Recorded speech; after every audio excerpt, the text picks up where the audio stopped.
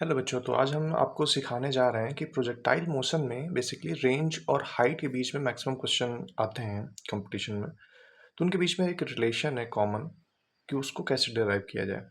For example, हम आपको पहले ही बता दें, जो मैक्सिमम हाइट के लिए फॉर्मूला होता है प्रोजेक्टाइल मोशन, तो वो हाइट का फॉर्मूला होता है h=u² sine square theta upon 2g। Right, ये तो आपको पता ही होगा। फिर आपको हम रेंज का फॉर्मूला अगर लिखें तो हम लिखते हैं u² साइन 2 थीटा अपॉन जी।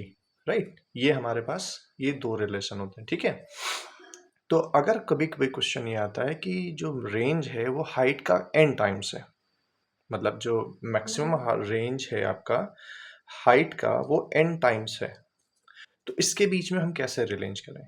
जनरली अगर हम हाइट मैक्सिमम की बात करते हैं तो साइन स्क्वायर थीटा बेसिकली 0 से 1 के बीच में वेरी करता है, तो हम उसको 1 ले लेते हैं। बट इन केस हमें हाइट में साइन स्क्वायर थीटा की वैल्यू 1 नहीं लेनी, हमें जनरली जो पुट करते हैं वही रखना है।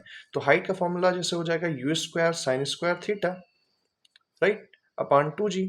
और रेंज को फॉर्मूले में थोड़ा सा मॉडिफिकेशन करेंगे और वो हो जाएगा u² 2 sine theta cos theta, यानी साइन 2 थीटा का जो फॉर्मूला होता है उसके बेसिस पे हम इसको ओपन कर लेंगे। तो हमें क्या डिराइव करना है कि वो कैसे, वो थीटा कैसे वो निकालें। जनरली क्वेश्चन ये होता है कि रेंज जो है हाइट का n टाइम्स है, मतलब 2 गुना हो सकता है, 4 गुना हो सकता है, तो प्रोजेक्शन एंगल क्या होना चाहिए, जनरली ये क्वेश्चन बनता है। तो हम थीटा के लिए वैल्यू सॉल्व करने जा रहे हैं, दोनों के बीच में रिलेशन डिराइव करेंगे, फिर जो आगे जो क्वेश्चन आएंगे वो आपके तुरंत हो जाएंगे। ठीक है, हमें क्या करना है, इन दोनों को इक्वेट कर लेना है एज पर क्वेश्चन। रेंज की वैल्यू क्या होगी, u² 2 sine theta cos theta upon g. According to question वो रेंज हमारा n टाइम्स ऑफ h है, तो n की वैल्यू ले लें यहाँ पे, और h की वैल्यू ये रखते हैं u² sine square theta upon 2g।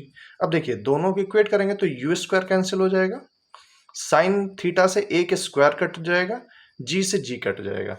तो बेसिकली बचेगा क्या, हमारे पास बचेगा 2 cos theta is equals to n sine theta upon 2, या फिर यूं कहें ये हमें बचेगा, हम अगर इधर 2 से मल्टीप्लाई कर दें, इधर क्रॉस मल्टीप्लाई हो जाएगा, तो 4 is equals to n times sine theta upon cos theta हो जाएगा आपका tan थीटा।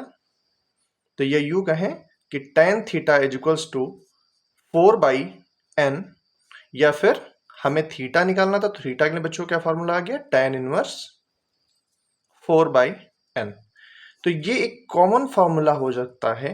अब कोई भी क्वेश्चन अब आप तुरंत कर सकते हैं, क्या कर सकते हैं कि जैसे अगर आपसे क्वेश्चन पूछा गया कि जो हाइट है वो रेंज का, रेंज है जो हाइट का है वो n टाइम्स है, फॉर एग्जांपल 2 टाइम्स है, तो रेंज के जो प्रोजेक्शन स्पीड होगा उसका किस एंगल पे प्रोजेक्शन किया गया है वो आपको एंगल फाइंड आउट करना है। तो आप डायरेक्टली प्रोसीजर आप ये इस्तेमाल कर सकते हैं, फिर डायरेक्ट अब आपके पास फार्मूला पता है तो आप ये डायरेक्ट वैल्यू लगा करके आप उसकी वैल्यू कैलकुलेट कर सकते हैं। फॉर एग्जांपल कि जैसे बोला जाए कि आपका जो, फॉर एग्जांपल एक एग्जांपल क्वेश्चन ले लेते हैं कि कह रहा है कि जो रेंज है वो हाइट का 2 टाइम्स है, ठीक है, 2 टाइम्स ऑफ h है, तो प्रोजेक्शन एंगल क्या होगा। तो यहां पे आप n की वैल्यू देखेंगे तो n की वैल्यू हमें क्या मिल रही है, 2 मिल रही है, तो थीटा अगर निकालेंगे तो tan इनवर्स 4/2, ठीक है, तो थीटा कितना हो जाएगा, tan इनवर्स ऑफ 2, ठीक है, ये आपका आंसर हो जाएगा। तो आप देख रहे हैं कितना आसानी से ये आंसर हो जाता है अगर आपको ये रिलेशन पता है। ठीक है, तो इस वीडियो में इतना रखते हैं, मिलते हैं फिर नेक्स्ट टर्म में। Thank you.